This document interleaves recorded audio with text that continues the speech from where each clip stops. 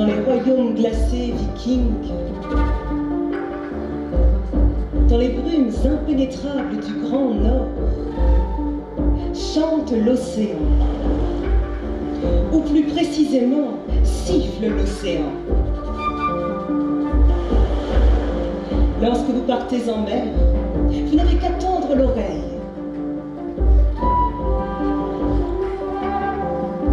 Vous entendez les sifflements de Jormungand, le grand serpent géant, tapi dans le fond de la mer, qui tient la terre des humains entre ses anneaux. Tendez l'oreille et vous entendez Jormungand siffler le nom des plus grands guerriers vikings. Harald à la dent bleue, Sven à la barbe fourchue, Ivar le désossé, Björn à la peau d'acier, Lagertha, guerrière au bouclier, Ragnar, culotte de fourrure. Ouais, on ne choisit pas son surnom. Mais le plus grand de tous les guerriers est certainement Sigurd, le tueur de dragons. Sigurd avait la peau si solide qu'il ne craignait ni le poison, ni le feu, ni la morsure du dragon. Son jarl, son roi, l'avait envoyé tuer un immense dragon. Un dragon terrifiant qui dormait sur une montagne d'or. Sigurd n'avait peur de rien. Le courageux guerrier, une nuit, avait pénétré silencieusement sous la montagne d'or. Le dragon était réveillé. Il attaqua le premier. Il cracha du venin en direction du grand guerrier. Mais le venin glissa sur la peau solide de Sigurd. Le dragon, fou de rage, cracha une nouvelle fois son venin. Puis, il mordit le grand guerrier. Mais Sigurd ne cria pas. Il leva son épée, la brandit au-dessus de sa tête, courut en direction de la créature et transperça le cœur du dragon. Puis, il prit le cœur du dragon dans sa main.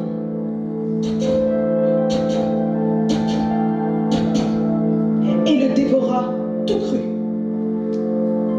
sans même le faire cuire. Non mais vous êtes chez les Vikings, hein? Pas de chichi. Mais au moment même où il avala le cœur du dragon, il entendit le chant des oiseaux. Il comprit le chant des oiseaux. Et les oiseaux lui parlaient. Sigurd, le trésor est maudit. Va-t'en, retourne près de ton roi. Le trésor est maudit. Mais mon roi veut son trésor. Et moi, je n'ai pas fait tout ça pour rien. Alors il chassa les oiseaux. Il remplit ses coffres d'or, d'argent, de pierres précieuses. Et quelque chose attira son regard. Un anneau, un minuscule anneau. Un anneau brillant, puissant, un anneau d'or. Et l'anneau lui parlait. Emmène-moi, choisis-moi. Avec moi, tu auras le pouvoir. Tu deviendras roi. J'aurai le pouvoir. Je deviendrai roi. Il prit l'anneau dans sa main, le serra contre son cœur et le mit autour de son cou.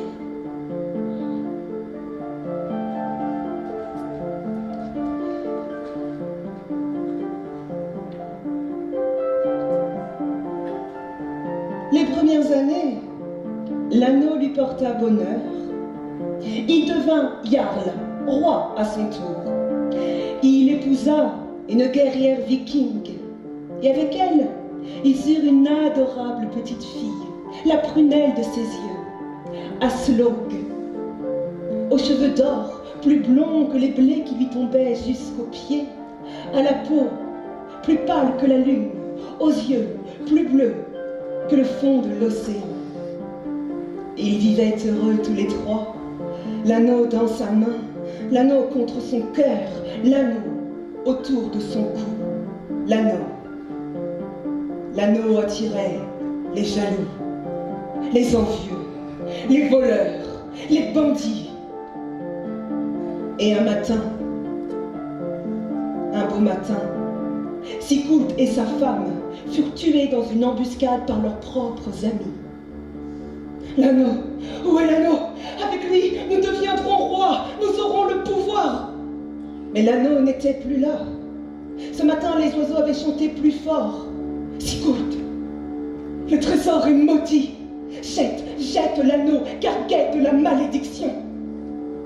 Et Sigurd avait confié l'anneau à son propre père, le grand-père de la petite Aslaug.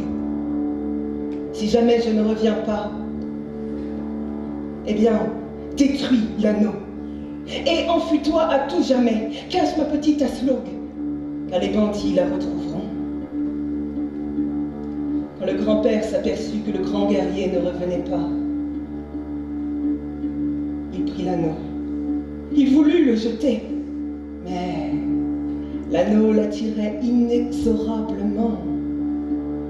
Emmène-moi, choisis-moi, avec moi, tu auras le pouvoir.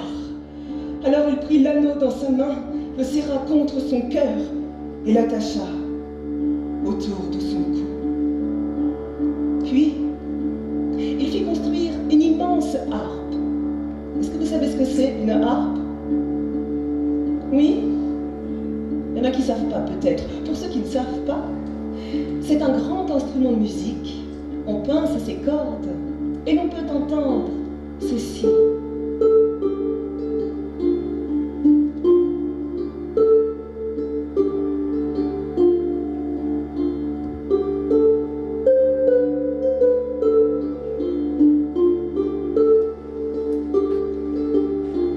Le grand-père remplit la harpe de couvertures, de soie d'or, de pierres précieuses. Puis il cacha la petite Aslaug à l'intérieur. Il prit la harpe sur son dos et s'enfuit à tout jamais loin de la malédiction. Et il marcha tout le jour, sous le soleil, sous le vent, sous la neige. Il marcha.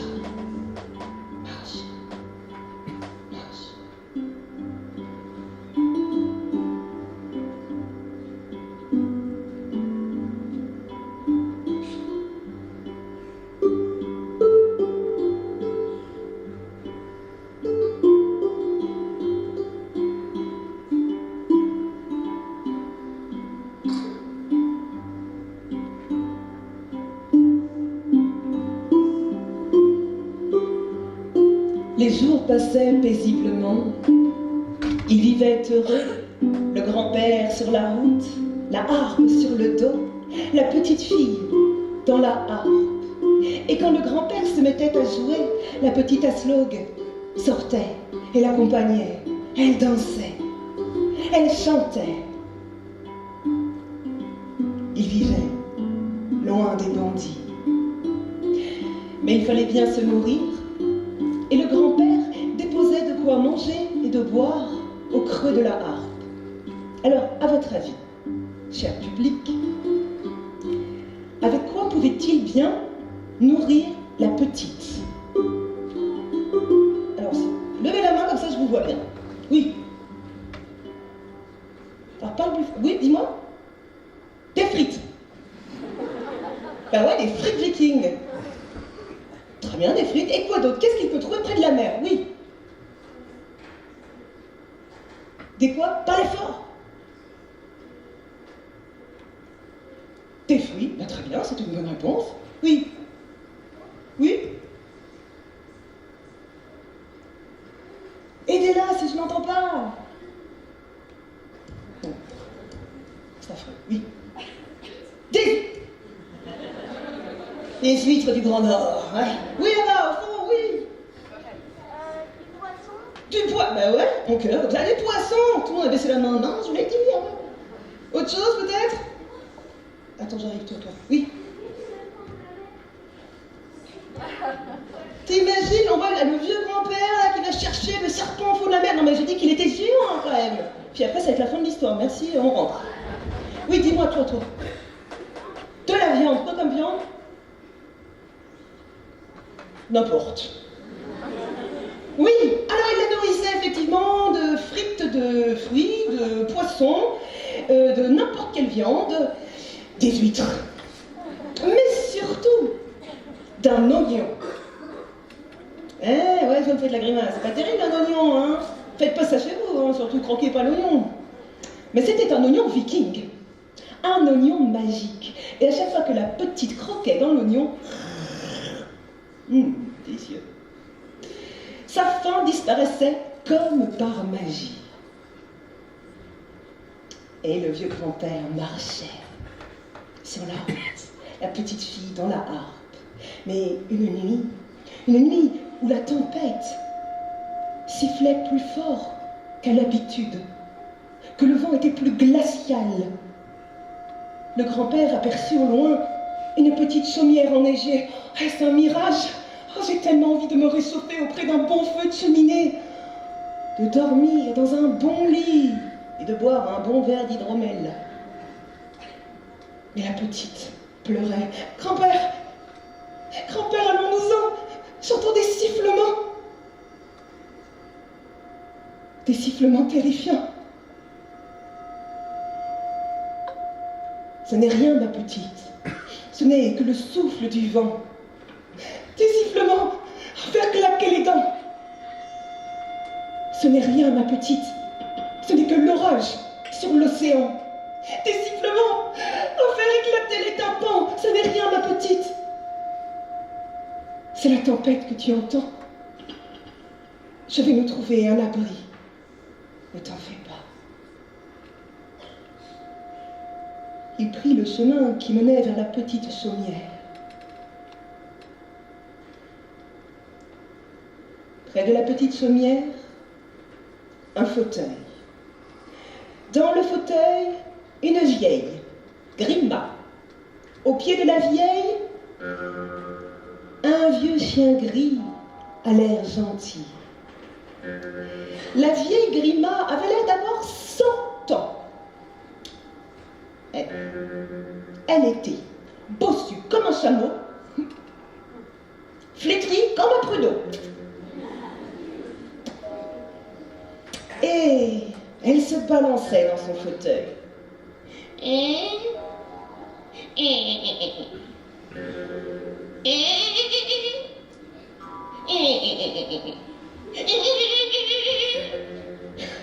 On ne savait pas très bien si c'était le fauteuil ou la vieille qui grinçait.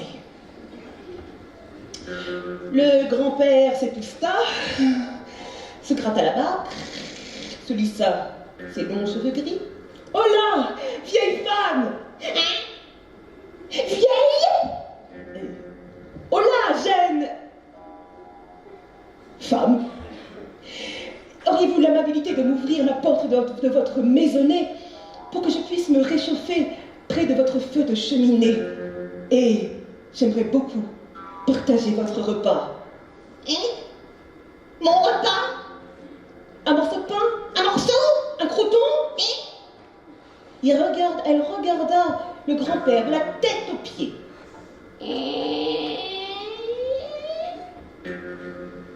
Grimaça et cracha. Va-t'en, vieille boue, mendiant, étranger, on ne veut pas de toi chez nous. Va donc secouer ton manteau de poussière aux quatre coins des dents du Nord. Alors on n'avait jamais parlé comme ça au grand-père. C'était quand même le père de Sigurd, le tueur de dragons. Digne, il fit demi-tour. Et lorsqu'il fit demi-tour, sous la chemise apparut l'anneau d'or. Un anneau brillant, un anneau puissant, Emmène-moi, choisis-moi. Avec moi, tu auras le pouvoir. Le pouvoir. Ah, attendez, jeune homme. Monseigneur, je vous avais pas bien vu, c'est que je suis bien comme une taupe et sourde comme un pot. Entrez donc dans ma chaumière. Voilà, mettez-vous dans le grand fauteuil près de la cheminée. Vous avez de la chance, hein, il me restait un petit peu de mon plat ce soir, on va le partager. Mangez.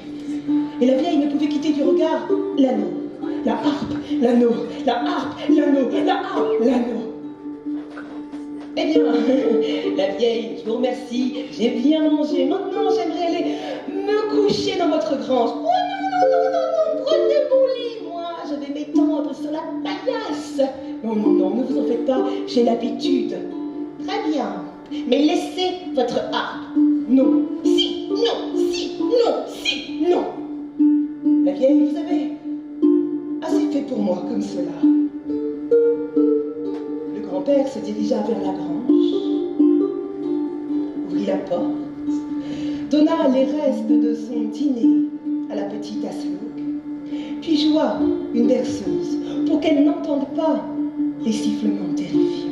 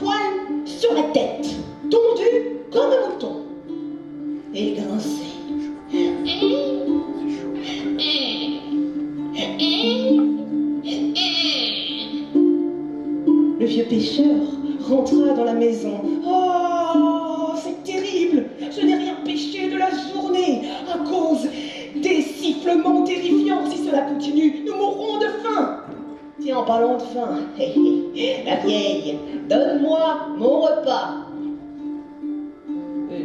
Ton repas? Eh oui, mon repas. Eh bien, c'est qu'il n'y a plus de repas. Comment ça, il n'y a plus de repas? Je m'échine toute la journée à pêcher du poisson, et toi? Tu as mangé tout mon repas? Oh, tais-toi, Philibou. Moi, j'ai trouvé une solution pour qu'on ne meure plus de faim.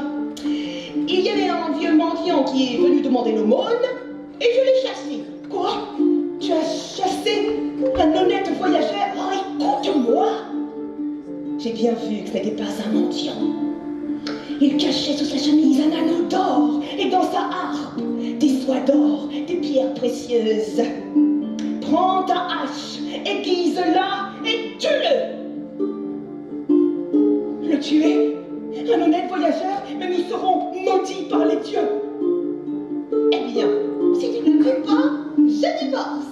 Eh bien, vous savez que chez les Vikings, ce sont les femmes qui ont le pouvoir. Ce sont elles qui divorcent. Oui, il était charmant. Et il m'a trouvée très mignonne. Toi, mignonne? Oui. Et si tu ne le tues pas, je me marie avec lui. Et alors, nous te chasserons. Le chauve acquis était soumis à sa femme et lâche. Alors, il prit sa grande hache et l'aiguisa.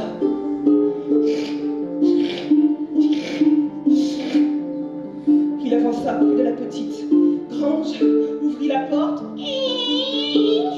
mais il aperçut le grand-père étendu de tout son long.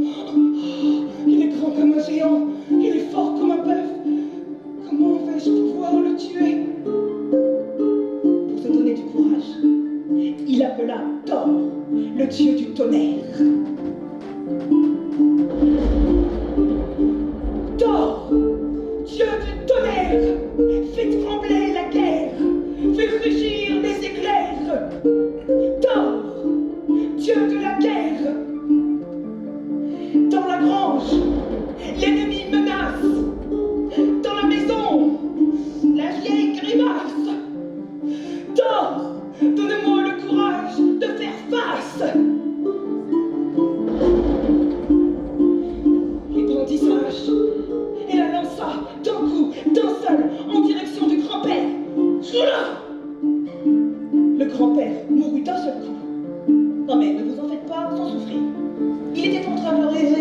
sanglier rôti d'hydromel.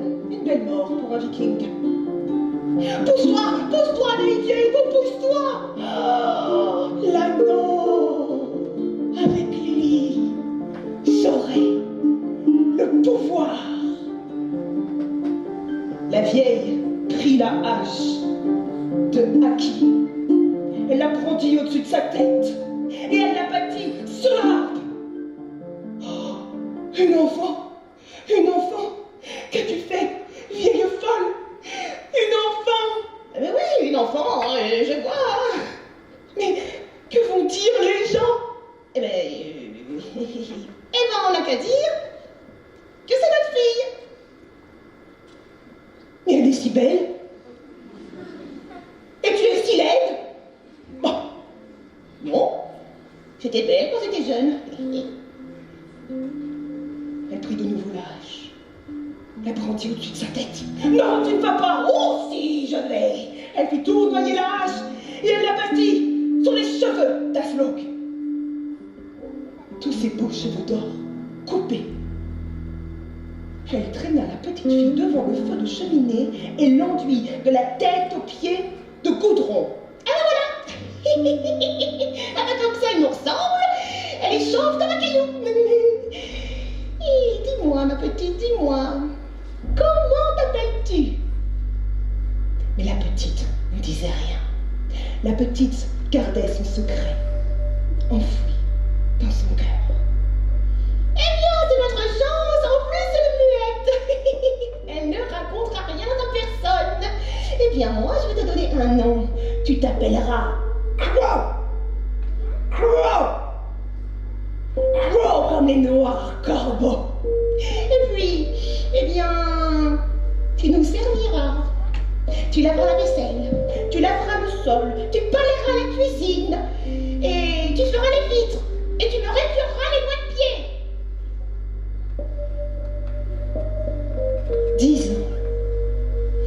10 ans passèrent ainsi. La petite Aslog devint une grande femme, une belle femme. 10 ans. Toutes les nuits, elle entendait les sifflements terrifiants. Tous les jours, elle entendait Crow, lave le sol, Crow, fais la vaisselle, Crow, balaye le sol, et récupère-moi les doigts de pied. Les seuls moments qu'elle passait qui étaient heureux, c'était avec le vieux chien gris. Oui, elle regardait l'océan. Le museau du chien sur ses genoux. Elle le caressait. Elle fermait alors les yeux.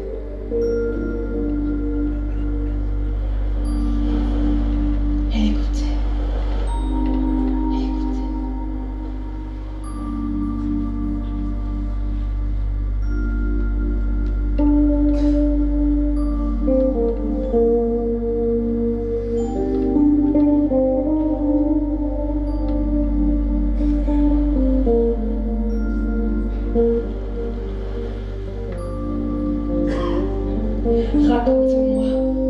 Raconte-moi les légendes des grands guerriers vikings du Grand Nord, ceux qui sont au-delà de la mer. Tu veux que je te raconte? Oui, raconte-moi l'histoire de Ragnar. Ragnar, culotte de fourrure. Oui. Ne te moque pas. On ne choisit pas son surnom. Raconte-moi l'histoire de ce grand roi. Ragnar est né le même jour que toi. Mais encore, il a des cheveux blonds comme les blés. Il a les yeux bleus comme le fond de la mer. Et la peau pâle comme la lune. Oh non, non, sa peau est brunie par le soleil. Il a des tatouages sur tout le corps. Ah oui? Et quel corps? Ah oui? Des biscottos à faire pâlir un géant. Mouah, mouah. Des perles autour de sa longue barbe. Est-ce un bon roi? Oh, le meilleur de tous les rois. Il est très aimé par son peuple. Est-ce un grand guerrier? Le plus grand de tous les guerriers.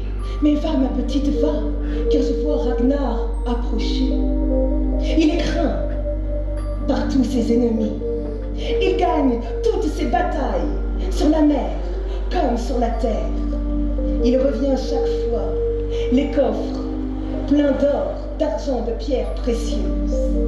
Et sa légende est chantée dans tous les royaumes du Nord.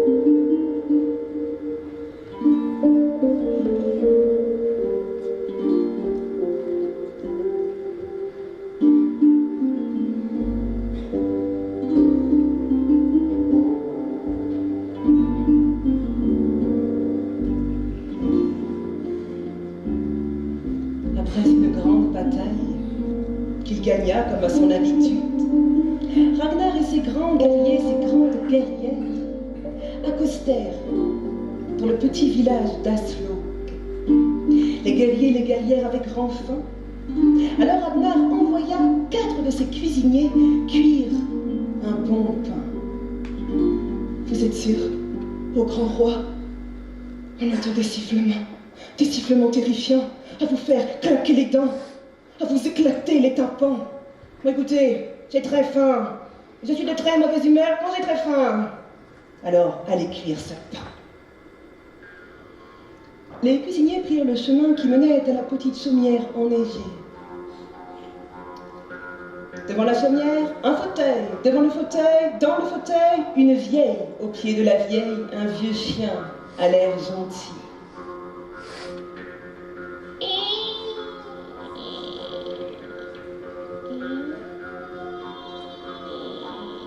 Oh là! Vieille femme! Jeune femme! Auriez-vous l'amabilité de nous ouvrir la porte de votre maisonnée pour cuire ce pain? Elle les regarda de la tête aux pieds, grimaça et cracha. Allez-vous-en, mendiant, étranger, on ne veut pas de vous chez nous! Fuyez-vous, mendiant, étranger, on n'avait jamais parlé comme ça au cuisinier du roi Ragnar. Oh, le roi Ragnar, oh pardonnez-moi mes seigneurs, c'est que je ne savais pas, vous avez pas bien vu, je suis miaptamito, pessour de tomato, allez-y, rentrez, pour la peine, tu vas cuire le pain tout seul. Moi, aïe, oh, mon dos me fait souffrir, et mes mains, regardez, elles tremblent comme des feuilles. J'avais plutôt demandé à ma fille. Qu'est-ce qu'elle fait? Toujours rêvasser. Quelle paresseuse. Aslok arriva devant les cuisiniers. C'est toi? Et oui, mère, je me suis préparée à l'arrivée du roi Ragnar. C'est ta fille? Ah ben oui, c'est ma fille. Mais elle est si belle. Et tu es si laide. Encore? Oh, j'étais belle quand j'étais jeune. Aslog pétrit le pain et les cuisiniers le mirent à cuire dans le four. Mais ils ne pouvaient s'empêcher de regarder la belle jeune femme, si bien qu'ils oublièrent le pain et que le pain fut brûlé.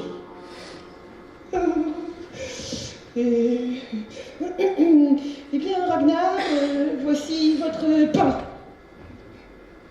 Brûlé? Vous avez brûlé mon pain? Vous n'aviez qu'une seule chose à faire. Et vous avez brûlé mon pain? Oui, mais c'est que quoi? C'est que, je vous écoute, c'est que vous êtes condamné. Oui, condamné. Condamné à mort. À mort? À mort! Eh bien, cher public, j'ai besoin de vous, de toute votre imagination, de toute votre cruauté. Vous êtes prêts? Oui? Il y a les enfants qui sont cruels. Oui! Comment on va tuer le premier cuisinier? Oui, là-bas tout devant. Parle bien fort!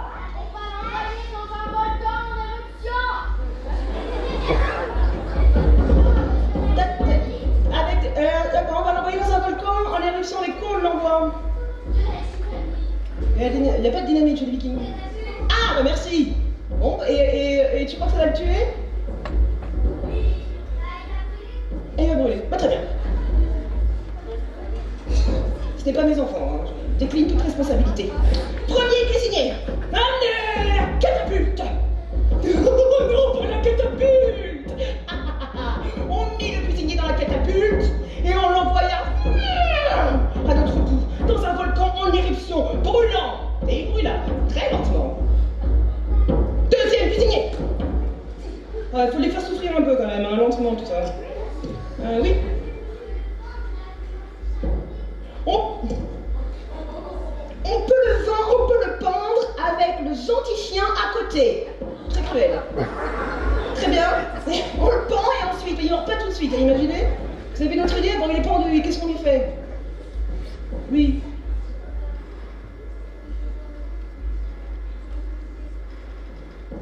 On le fait, Vas-y.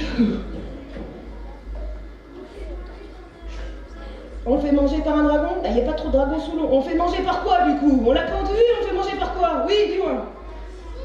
Par quoi? Par le chien ou quoi, t'as dit? Attends, il y a quelqu'un qui dit in? Ah, la guillotine. On regardera après. On fait manger par... Mais vous êtes affreux! Par le chien, là, comme ça? Bon, bah, c'est moi qui ai dit. Une bande de terroristes. Deuxième cuisinier. On le pend. Par les pieds ou par la tête? Oh, très bien. On le pendit au début par la tête pour leur faire pas les pieds, pour leur faire plaisir. Ça marche pas du tout. Il était là, bah non, il est pas mal. Bon, ben, et on le pendit par la tête. Puis, on le fit manger par le chien qui le regardait. Ben ouais, le pauvre, il n'est pas mangé de poisson depuis tellement longtemps, tu peux pas, il est content. Oh, troisième cuisinier. Est-ce qu'il y a des gens dans le fond là que je vois pas? Oui, dans le fond. Mais... Oui, toi, quelle main comme ça, là-bas?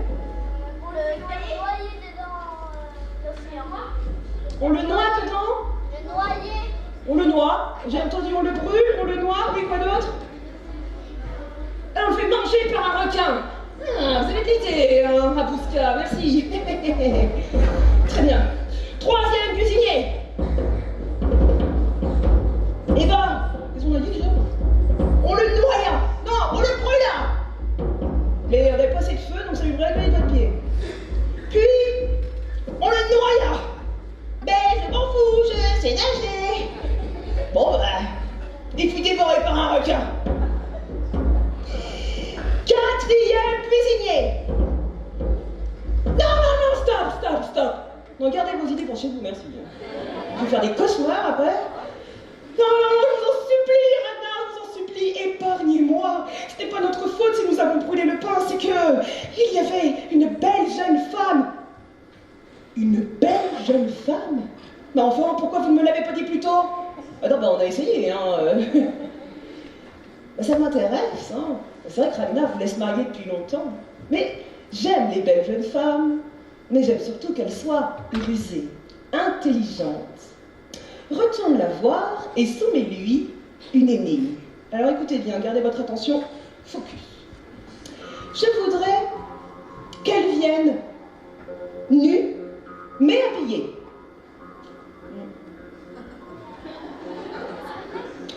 Seule, avec personne à ses côtés, mais accompagnée. Sans avoir mangé, mais le ventre plein. Le cuisinier courut de toutes ses forces et alla soumettre l'énigme à Aslog. Très bien. Eh bien, dis à ton roi que je viendrai le lendemain. Ouais. Oula. Le lendemain. Non, mais j'adore ça, les femmes qui ont du caractère. Je vais attendre. Et le lendemain matin, Aslog apparut devant le Drakkar. Lorsque Ragnar la vit, il fut ébloui. Alors, elle était nue, mais habillée, seule, sans personne qui l'accompagnait, mais accompagnée. Sans avoir mangé, mais le ventre bien rempli. Alors, cher public, comment pourrait-elle venir nue, mais habillée? Normalement, vous avez toutes les réponses depuis le début si vous suivez attentivement l'histoire. Genre quelqu'un qui bondit là comme ça, une source d'intelligence, oui. Avec la harpe. Ah oui, tu veux dire comme ça? Ben, non, on y va, c'est une bonne idée. Mais si tu avais bien suivi l'histoire, tu saurais que la harpe a été cassée. Mais c'était pas mal, hein. Il y a de l'idée. Quoi d'autre? Alors comment? Les adultes, vous avez le droit d'aider les enfants, hein, parce qu'ils sont tous là à parler. Oui? Ah, le cerveau du groupe est ici. Merci. Effectivement, elle cache tous ses attributs sous ses longs cheveux dorés. Mais elle enfile encore quelque chose. Parce qu'il y a la peau qui est toute nue, toi. Oui?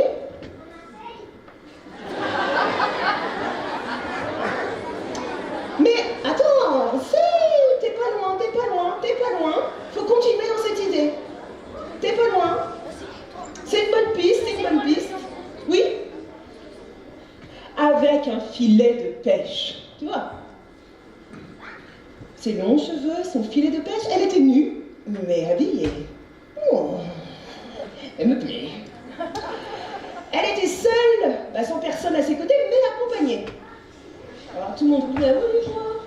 Il y a peut-être des gens, j'oublie tout au fond, je ne vois pas. Oui. Là-bas, tout au fond. Le chien. Avec le chien? Genre tout le monde dit avec le chien? Oui. Oui?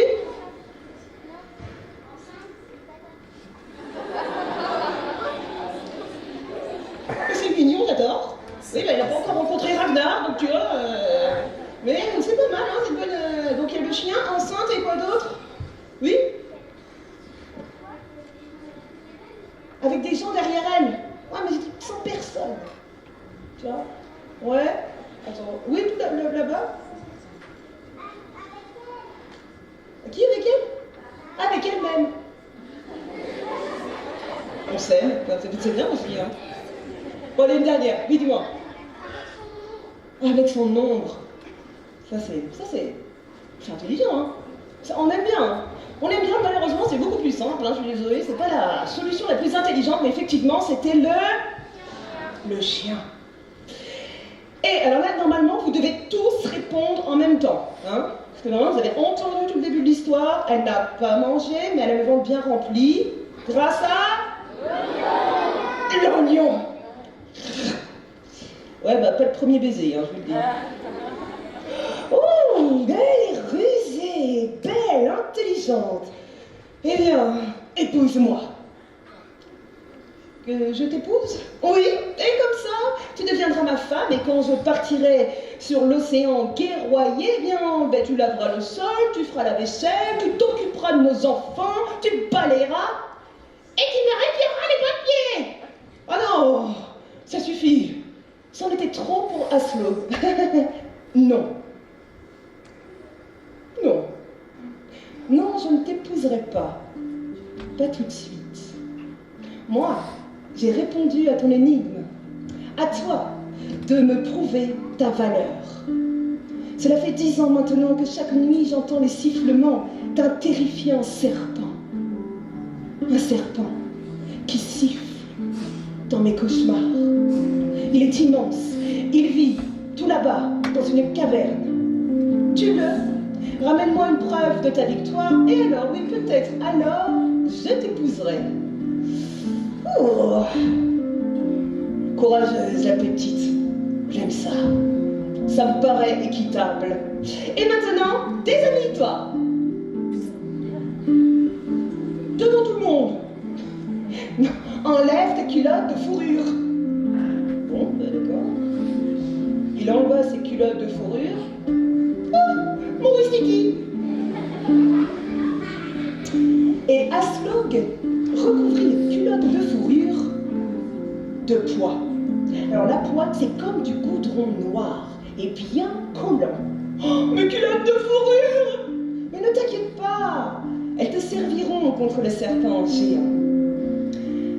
Ragnar remit ses culottes de fourrure, monta sur son cheval noir, noir comme la terre, noir comme l'ébène, noir comme l'enfer.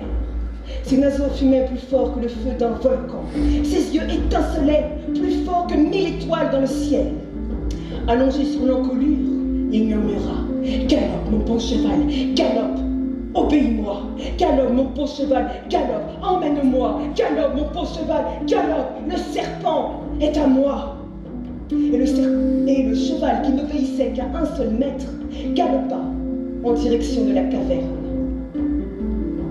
Mais on entendit bientôt des sifflements terrifiants, à vous éclater les tympans, à vous faire claquer les dents. Le cheval hennit.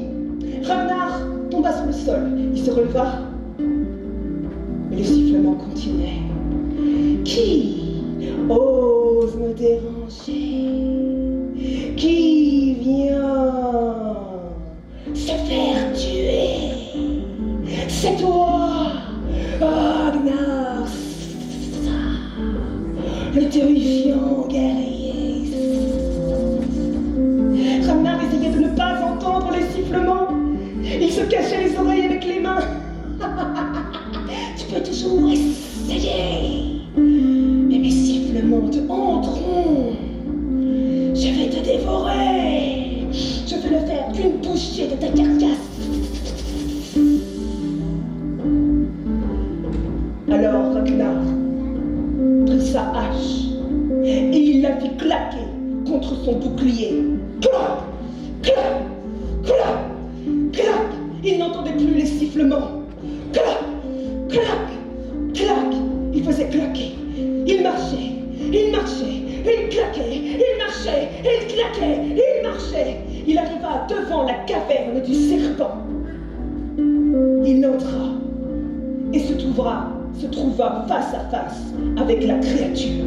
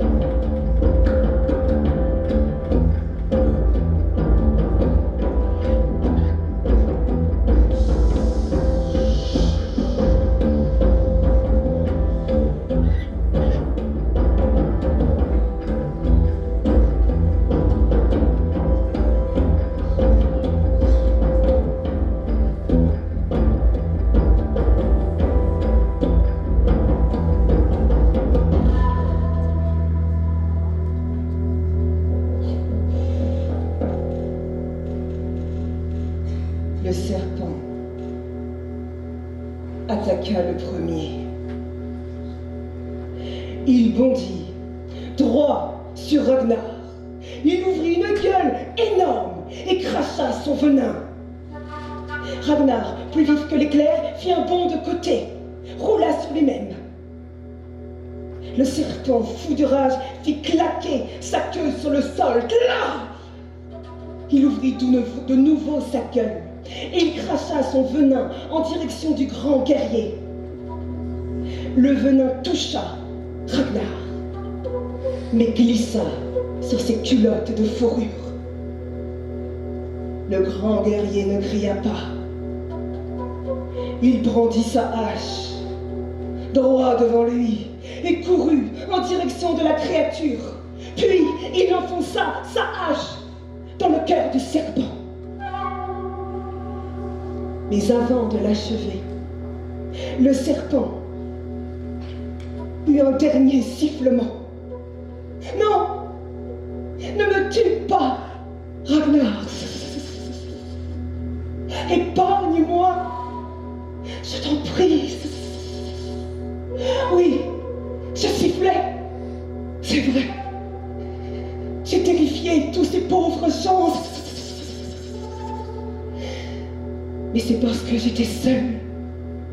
Je m'ennuyais. Ô grand guerrier, épargne-moi, ne me tue pas! Et je te promets de ne plus jamais siffler. Je deviendrai le protecteur des humains. Yarmunkant. Alors, va-t'en et ne reviens jamais. Le serpent rampa sur le sol. Puis, il atteignit le haut d'une falaise.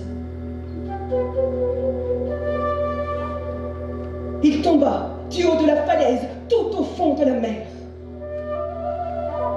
Yarmungand, c'est le serpent géant qui vit tapi sous la mer et qui tient le monde des humains entre ses immenses anneaux, qui vous protège, vous, hommes, femmes, enfants.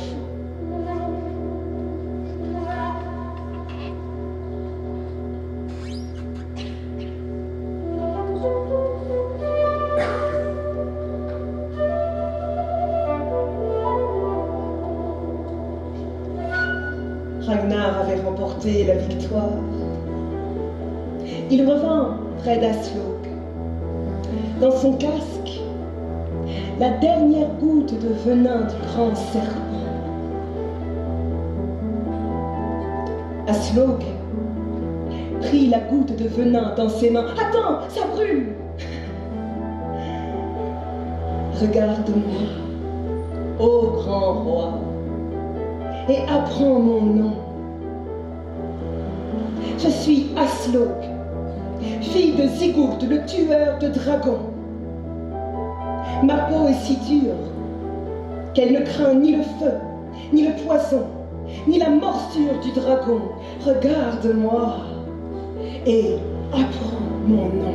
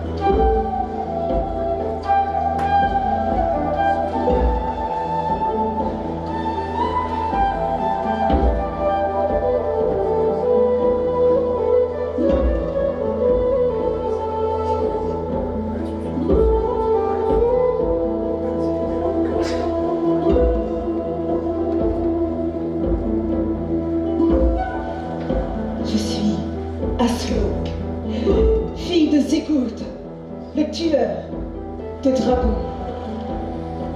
Alors, épouse-moi. Oui, je t'épouserai. Mais avant, c'est une fin à rallonge. Oui, avant, j'ai quelque chose à faire. Aslaugue retourna pour la dernière fois devant la petite chaumière. À qui, Grima, je vous pardonne pour toutes ces années de souffrance. Mais aujourd'hui, enfin, je mets fin à la malédiction. Elle arracha l'anneau du cou de la vieille Grima. Et elle le jeta tout au fond de l'océan. La vieille cria « Mon anneau !» Le vieux cria « Ma vieille !» Ils plongèrent tout au fond de l'océan. Et on ne les revit plus jamais. Et bien maintenant, oui, je peux t'épouser. Ragnar et Aslaugue montèrent sur l'immense drakkar. On dit qu'ils devinrent reines et rois des royaumes de Norvège, qu'ils furent aimés par leur peuple, qu'ils devinrent des héros de légende, qu'ils s'aimèrent sur la terre et sur la mer, qu'ils vécurent longtemps très heureux. On dit qu'ils eurent 4 enfants. Ivar le désossé, Sigurd, œil de dragon, Virsek, chemise blanche, et Björn, peau d'acier. On dit que ces 4-là devinrent de grands guerriers. Mais ça, vous savez, c'est une autre histoire.